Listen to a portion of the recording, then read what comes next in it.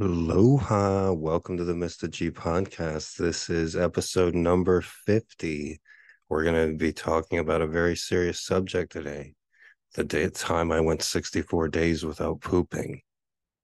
It is a lovely 79 degrees here on the outskirts of Chinatown in Honolulu, Hawaii, the largest city in the Pacific.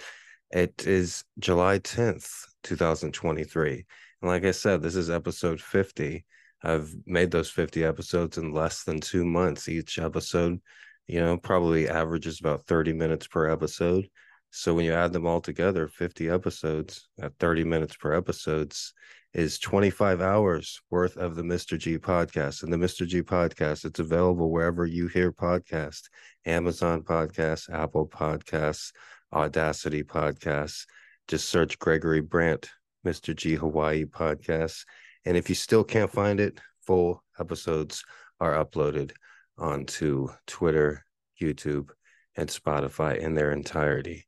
So today we're going to talk a little bit about Wemby's awesome bounce back game in the NBA Summer League. His first game didn't go so well. A lot of people already called him a bust. And then he bounced back 1 or 2 days later with 27 points and a monster highlight reel. One particular play I saw, he tipped the ball to himself on an offensive rebound and then slammed it back home. He's able to dribble the ball up the court.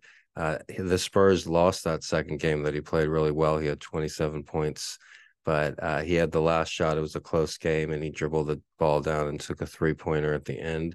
Not many players his size can do that, and he's fun to watch. He's going to make basketball fun to watch. He's, in my opinion, going to be the God willing, he'll be the number one basketball player of all time. And somebody like myself who's been watching basketball for 35 years can say that. It was kind of like when Shaquille O'Neal came into the NBA, and he was just fun to watch how large and dominant he was. And Wemby, I wouldn't say dominant, but he can shoot like Kevin Durant. He can dribble like a point guard. And he's 7'3", 7'4", maybe taller. And so it's fun to watch. He can do things. He has an 8-foot vertical. He can get higher up to the basket than any other player I've seen. He can always get a shot off, a three-pointer, and it's fun to watch. He's going to change the game. He, in my opinion, even people that know basketball say I'm crazy, but I think he might be the first rookie player to win MVP. No rookie in the NBA has ever won MVP, and I think Wemby might just do it. He's that talented. When anybody's like in their home or in their office and you take a shot and you just throw the, crumpled up piece of paper into the wastebasket, or, you're outside and you throw something in the trash can, and, some people say swoosh or some people say Jordan. Well, now in the future, for the next 20 years, people are going to say Wemby, like they're going to take a shot, like, and that just happened automatically yesterday. I was just like cleaning up, crumpled a piece of paper, throw it in the basket, and I just said Wemby. And it just came so natural. I'm like, yeah, that's going to happen. People are going to start saying Wemby. He's going to be he's going to be the number one sports figure in the world. And I'm so grateful that he's playing for my team, my hometown team, the only real team I've cheered for my whole life, the San Antonio Spurs. I mentioned them in my first book. I mentioned their first championship. I have connections somewhat to the team, and I am so grateful to have such a good, not just a great player, but also somebody with such high character, such a great personality. He's going to be a great spokesperson. He's going to be the top like athlete celebrity, and he's going to take over LeBron James's throne, so to speak, pun intended. But I've been doing this podcast 50 episodes now, and it hasn't been easy. It's easy for me talking. It's easy that I don't have to write out a script. I don't have to have guests every day. I can just do this. But I literally have people outside my apartment that don't know how to act with my windows and doors shut, out there like crushing cans or yelling or having their little dog barking. When I first started doing it, there was a psycho kid on the second floor. He's not even allowed to live here, but he just comes here every single day. And his dog is just barking like crazy right now. They're doing anything and everything they can. I'm a complete stranger. I'll never initiate conversation with them. This is how off their fucking gourd they are. The other people that go to work here, but these two people, like the kid that doesn't even supposed to live here, comes here every single day when his parents go to work. And then this crazy fucking woman on the first floor, one of the nastiest people I've ever seen, has a collection of stolen shopping carts down there. One shopping cart she uses just to transport groceries from her car to her first bedroom floor apartment. It's sad. And she has 5 people living in a one bedroom. She stands outside sneezing, singing outside my window. The most horrible woman you could ever deal by. And the only reason I'm bringing her up right now is because she's standing outside my fucking window when all my windows and doors are shut.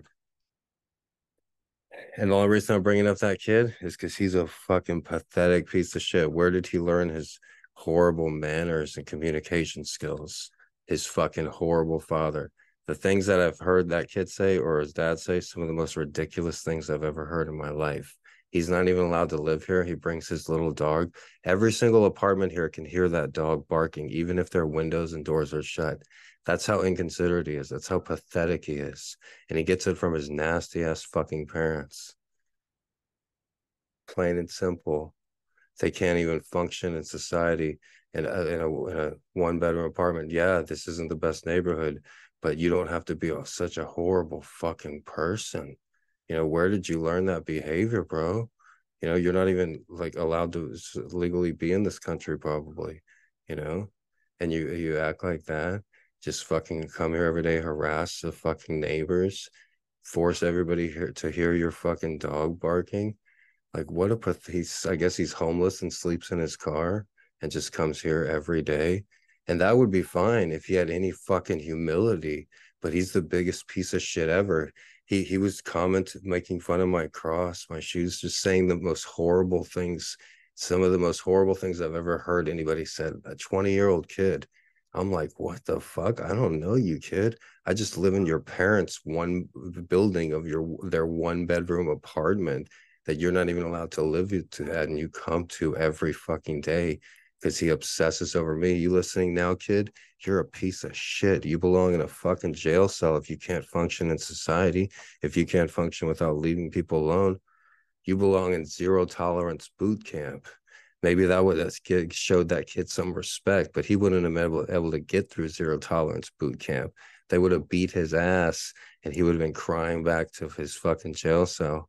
But I went through 64 days of zero tolerance boot camp in Poteet, Texas, just south of San Antonio. It's known for its strawberry festival. But let me tell you, there was nothing strawberry about the zero tolerance boot camp. All right. It was just peaches and cream, baby.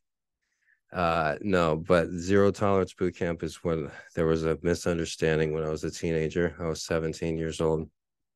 And when I turned 18, I made a whole video series on it on YouTube. It's called My 4 Months in Jail, if you want to know more. But when I was 18 in early 1998, before that piece of shit kid was even born, I was sent to this adult zero tolerance boot camp. And I spent 64 days there. 4 days was in solitary confinement. But it was a very corrupt little place in Poteet, Texas that eventually got shut down because of widespread corruption. But the last podcast, I told a funny joke. It may have been the one before that, but I told an amusing joke about how I was in the showers. And it wasn't an amusing joke at the time, but looking back 20 years later, it was an embarrassing joke, but it was funny looking back uh, at the situation. And another thing that I'll share today that I haven't spoken about is in zero tolerance boot camp, every morning they give us 2 minutes to shit, shower, and shave, right? And there was 50 other boots there. Each person was a boot. We didn't have a first name. Everybody's first name was Boot. So I was Boot Brandt. And they gave each buddy nicknames too. And so I was Boot Lockdown as well, because I was the only one that was in solitary confinement for 4 days. But during the 64 days, like I said, they give you 2 minutes every morning to shit, shower, and shave, basically. Sometimes they'll give you a couple more minutes, like 2 minutes for each one, I guess. So you have 2 minutes to shit. And there's like 25 toilets. And so like they go in two shifts, first 25 guys, second 25 guys. And you got to be able to shit on command and in 2 minutes. And they give you like just a few sheets of paper, too, toilet paper. And so everybody there like was having constipation problems, including myself. And I remember the drill sergeant one day, he asked everybody, who here is constipated? Then like three-fourths of all the people, the criminals there raised their hand, the inmates there raised their hand. And I remember one guy, this Mexican dude, he would like grab his ankles and like, and then other people tried doing that too, because it was just hard. And like sometimes if you took so long, this like hardcore drill sergeant, this like skinny, like dark guy, Filipino guy, I think, with glasses that just had like an accent. He'd like yell, "Cut it short! You better!" He'd get in your face like as you were trying to shit, be like, "You better cut it short! Cut that short!" You know. And then like guys getting up with like poop half falling out of their ass and shit. And so during that 64 days, I maybe had a couple pencil shavings, but there wasn't much that I had shitted. And other dudes were like that as well. And one dude like went to the hospital and shit. And I just like kept my mouth closed and hoped that I would make a bowel movement at some point.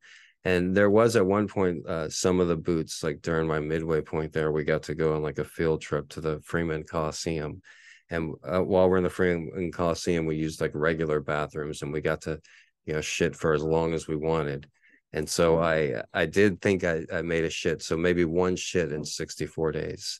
And during that time, my body had lots of different changes, like because I was doing so much exercise and more than I've ever done in my life. And so I was gaining muscle mass and they would weigh us every week, but my weight would fluctuate so bad. And at one point I had gained like 20, 30 pounds, but I knew it was because of this literal rock that was in my stomach from 64 days worth of tons of food and exercise.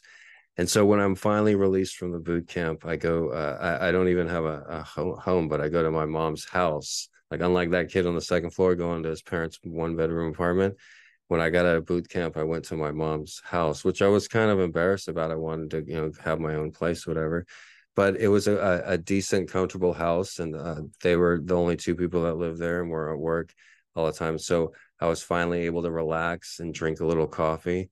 And when I did finally have a bowel movement after those 64 days in my mom's bathroom, it was so heavy, it was so much of a rock that it basically literally broke the toilet and just like came out. And it was the most painful thing, the most painful rock to shit out. And I just had to get it out, had to get it out. And I just felt so relieved after it came out. But when it came out, it broke the toilet. It was just so heavy. And my mom was like, "How did you boys break the toilet?" And I tried to explain to her. I'm like, she's like, "What were you flushing down there?" And I was like, "No, it was from like months of buildup of poop." And because I was 18, my body was able to handle it. But still, like just today, I think I'm dealing with the repercussions. Whereas like like just today, I like pissed like a gallon of water. And like a lot of times I'll wake up just about a lot every day with a huge hard on like morning wood, but it's just not like teenager morning wood. It lasts for like 30 minutes. So I'm like up making coffee, up walking around, like, come on, and like it's sometimes, with female partners, they like the issue of my long-term erections, but otherwise it's inconvenience for me. And I know that all has something to do with it, with the prostate and the kidneys and the bladder and everything. But yeah, 64 days without pooping, and then finally when it came out, like a rock like breaks the toilet. So the lesson learned here is that you can go 64 days without pooping, but when you do poop, but you would not recommend it. And if you wanted to survive it, you would probably have to be a very young, healthy, fit male. And when it does come out, it's going to come out as a rock and probably break the toilet that you're using. So with that being said, like I said during this podcast, it's easy for me to talk. It's easy for me to do this every day. The hard part is, if for anybody, it would be almost difficult. Right now, the fucking psycho kid on the second floor has his dog just barking like crazy, and he's just probably walking in front of the cameras, just like. Mm-hmm. And then out of these 15 buildings here, there's 15 units here, and there's only there's a psycho lady right now standing outside screaming, "I'm fucking stupid. I would have you want to hear me. So even if your windows and doors are shut, you have to hear that lady because she doesn't understand that you should not stand outside screaming at that volume. That kid doesn't understand that you should not force everybody here to hear your little doggy. All my windows and doors are shut. I'm allowed to talk, to speak, have a conversation in my apartment. I'm sorry that you can barely speak English, guys, and don't know follow along, but I'm allowed to do that. The lady literally standing outside my apartment, yelling into my apartment. Kid, literally, the dog, every single unit here can hear the dog. And there's 15 units here. There are only 2 people here. That kid's not even supposed to live here. That dog's not even supposed to be here. I've called the Humane Society and them. They've sent him written complaints. They've had investigators come out and listen to that dog barking like crazy. That lady has been told repeatedly, stop yelling at Mr. G's apartment. Leave him alone. Stop watching his videos. Leave that guy alone, lady. You have 3 fucking young kids. The one is hitting puberty and yelling shit up here. You want to fight? You want to fight? I'm like, you're 12, kid. What are you doing? Like, aren't you embarrassed of your mom? I'm embarrassed for them. Like, it's like they have pride, but no, what's the word? But no, dignity. Like, show some dignity. That lady has no dignity. She's standing outside. She has nothing, no problem pushing shopping carts from her car to her apartment. I've been in hundreds of apartments, thousands of apartments in my life. I was a door-to-door salesman from the age of 14 to 18, and we did lots of apartments. I've had 5 different newspaper routes in my life. Some of them were apartments. I've been to hundreds of apartments, if not 1,000 different apartments in my life. Poor apartments, rich apartments, middle-class apartments. And all the apartments I've ever been to in the entire United States, I've never seen anybody collect shopping carts and use them to push groceries from your car to your house, especially if you live on the first floor. Like that's no dignity. That's like, hey, that looks so bad. Those shopping carts, those are stolen from the Costco up there. I've never seen anybody use shopping carts unless they were homeless. Lady, you're pushing shopping carts. That looks really bad. There's collections of cans. There's dozens of bags of cans around here for people collecting aluminum cans, having them in the shopping carts. That's the #1 way to draw bugs. I've lived on farms and they wouldn't have cans on the farms because they would draw so many bugs. And they have the cans just sitting in parking lot, like hundreds of cans. That's like their #1 business. When it comes to the end of the month, you hear cans, crushing cans. Everybody here except me is obsessed with cans. The neighbors here literally rip open my trash to get to my cans because I don't fucking recycle. I don't keep the cans. I just throw all the trash together. They're literally ripping open my bags of trash to get to the cans. That's like their main source of income, apparently, is aluminum cans recycling. But the thing is, that's fine, but just keep it to yourself. Don't rip open my trash. Don't keep stolen shopping carts full of aluminum cans because that's attracting so many bugs. Hawaii is known for its bugs to begin with. And that bitch, that entitled, ugly fucking woman on the first floor has the audacity to sneeze about my cats. Bitch, my apartment is cleaner than your apartment ever will be. That fucking punk kid, piece of shit kid on the second floor has the audacity to talk shit to me. Kid, you're not half the man I am. You're not 1/10 the man I am. Neither are you and your dad put together. You're not even an inch of the man. Kid, show yourself when you're my age, when you're 43, when you're 44, huh? You're going to be a bigger fucking loser than your father. And you want to compare me to your age? At your age, I had already had sex with beautiful women. I had my own apartment at 16, 17. You go to your mommy and daddy's 1 bedroom. You've never had your own room, kid. You fucking suck in life. I was about to start at the University of Texas Journalism School at your age. You can barely read. You can barely speak. You can barely communicate. The smartest person that you've ever known, the only college graduate that you've ever known, you talked a bunch of shit to, huh? Where are you going in life? Looks like a jail cell or a mental hospital. Oh, burn! I win every single way you look at it. This is a 1 bedroom, 1 building, 15 units, one bedroom apartments in the United States. I win every single time. The only people that should be living in each one is single professionals or couples, maybe with one kid, 2 at the most. It's not multi-generational living. It's not interaction. It's not communal living. It's not a co-op. I don't come with the lease. When that lady and her family moved down there, the kid, that her little kid's yelling, I want to see him. I want to see him. Whenever it's like, what I'm like, when they're moving in, I'm like, what, you've heard about me? I'm not here for your fucking amusement. I'm not the court jester, motherfucker. And the fact that they can't even leave me alone, I wouldn't even notice that kid on the second floor. If 4 years ago, 4.5 years ago, he didn't just start staring at me, just standing out there. If somebody looks at you for more than 70% of the time, it means they either want to have sex with you or want to kill you. So which is it, kid? Huh? You know, I just like kept on noticing, like, I'm like, oh, I guess he doesn't like me for some reason. Maybe I should introduce myself. It's like normal for me. It's just like, that's what I'm saying. I win every time. These are 1-bedroom apartments in the United States. What are you doing? You have 5, 6 people living there. You think that's normal? 4 people? That's not normal. That's actually against federal regulations. Yeah, you can't have 4 adults in a 1-bedroom apartment. Who does that? There are the, stereotypes about illegal immigrants that do that. But I lived in South Texas and I didn't notice. I lived with I lived with migrants in South Texas, and they kept to themselves. They didn't bother me at all. I didn't notice how many people live there because they weren't like standing in front of my security cameras. They weren't like talking shit. They weren't like outside singing outside my window. So I didn't even notice. I'm just doing my own thing, and just like here, basically all day I keep my windows and shut. It's just like, take a hint. Like, I know you're new to here, but it's the, you know, culture clash. It's just like, hey guys, you're in the United States. These are just 1-bedroom apartments. Like, there's no way you're gonna like change the culture here. It is what it is. Like, you guys don't understand. That's plain and simple. You're welcome for me being such a great teacher here. So yeah, in the United States, we don't like talk to our neighbors. We don't like, if you're walking outside to go to work or to go to the store, you shouldn't like have neighbors be like, hey, where are you going? Like, what? Where are you going? Like, who do you live here? Like, what the fuck?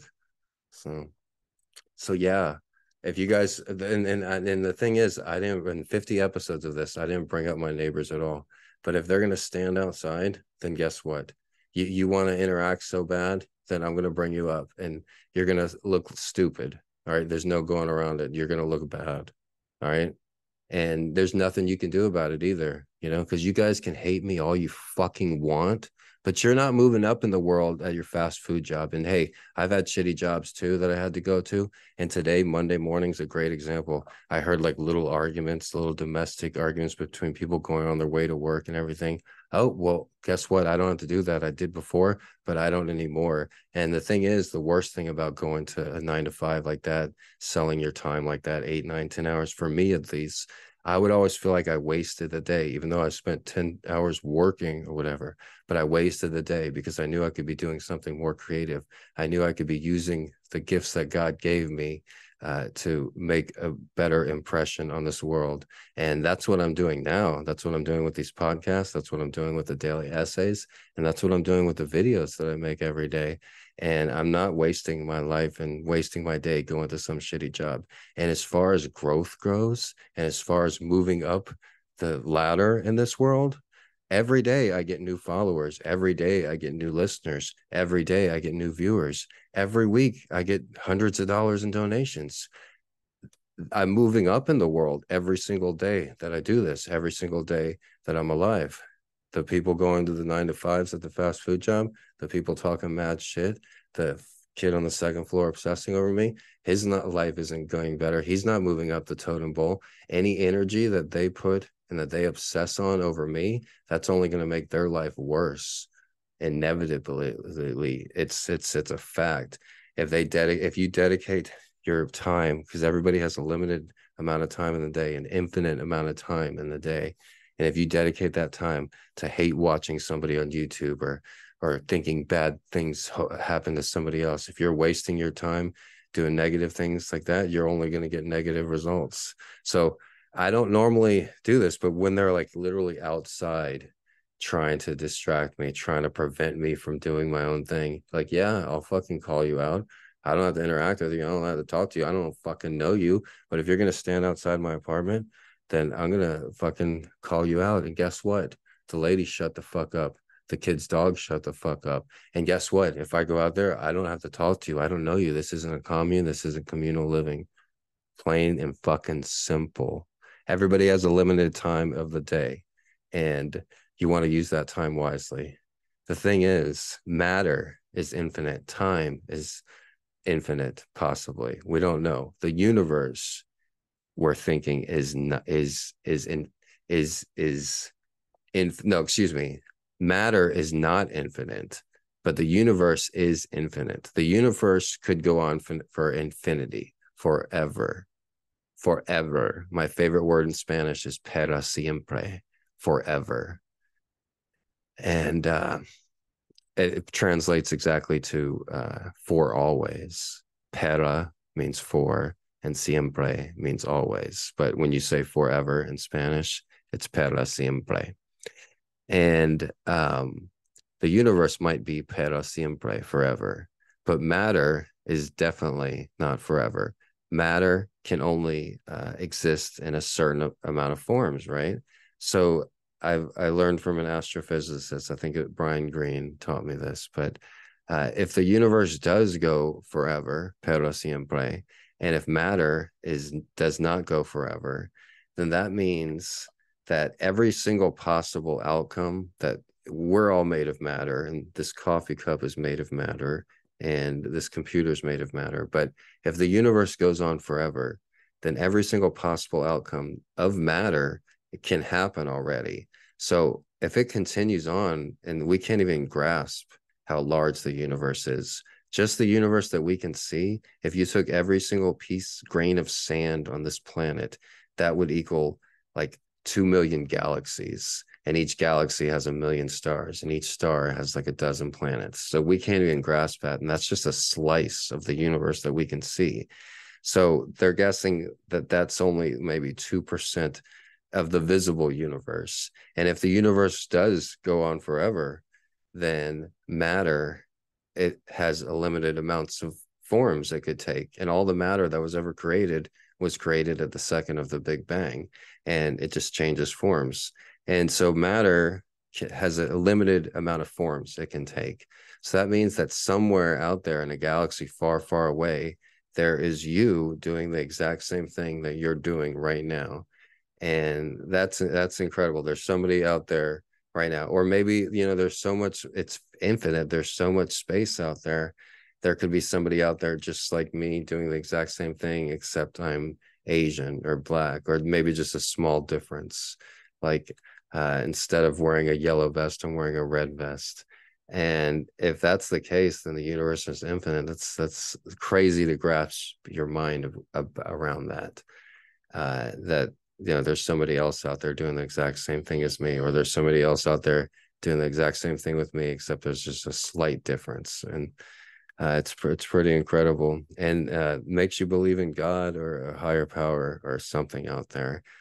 When you look at the miracle, we're all on a rock going 1,000,000 miles per hour around a star in the boondocks corner of the Milky Way. It's a miracle in itself that out of trillions of your father's sperm, they found your mother's egg, and all of the people that could have existed have not existed and will never exist. But it's a miracle that me and you both exist.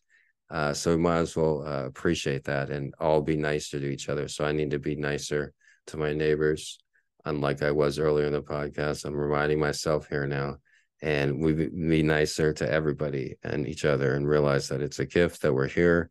And I do get upset, especially, when they're intentionally trying to disturb me during the podcast. They weren't making any noise before that, but they were during the podcast. But let bygones be bygones. Wrapping things up here, episode 50. It's one for the ages. Mr.G, Mr. effing fucking G. You ain't gonna get anybody incredible like me. I'm gonna be Mr. Rap Star. You see, Mr. fucking G. I hope everybody has a wonderful day.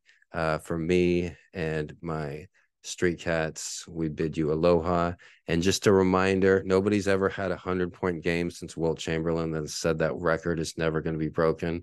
Well, I'm calling it right now. Wemby's going to break that record, and he's also going to be the very first rookie to win MVP. Once again, remember, guys, matter is not infinite, but the universe is. Aloha.